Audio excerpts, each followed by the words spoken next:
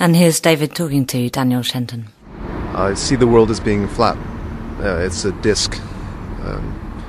There are changes in the surface, but generally it's a flat disk.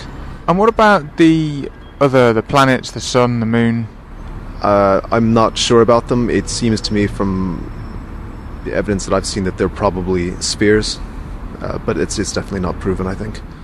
And the Earth, being a disk, presents certain problems with gravity, but you have a solution to that too? Yeah, the effects of gravity, I feel, could be simulated, or what people think of as a sort of mainstream idea of gravity would be simulated by simply the disk of the Earth moving upward, accelerating upward at 9.8 meters per second. It would have the same effects as what people traditionally think of as gravity.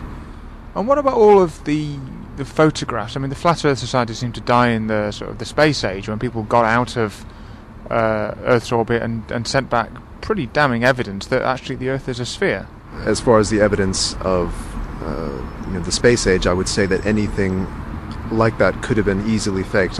Especially with the technology we have today, you can simulate alien worlds, ghosts, demons, massive battles of orcs and anything else you want.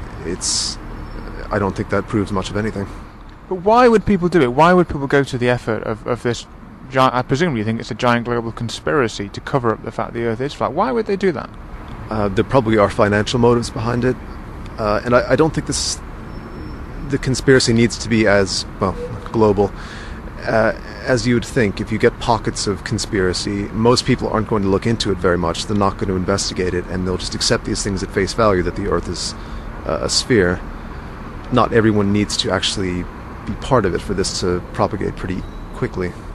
Now, a lot of our listeners might think this is just genuine nuts, sort of anti-science babble, but actually there's a serious scientific strand to this, isn't there? Because you think it's all about not trusting what you see and testing.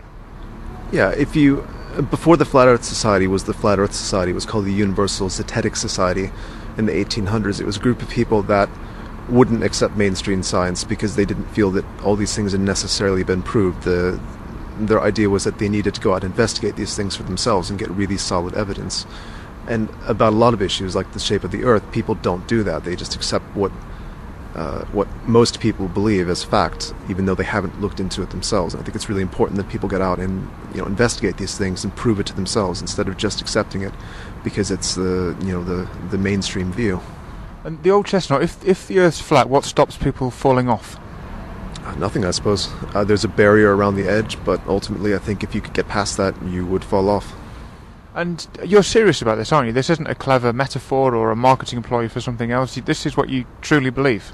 It is. If it's a marketing ploy for something, then I'm not aware of it, and I'm certainly not getting paid for it. So.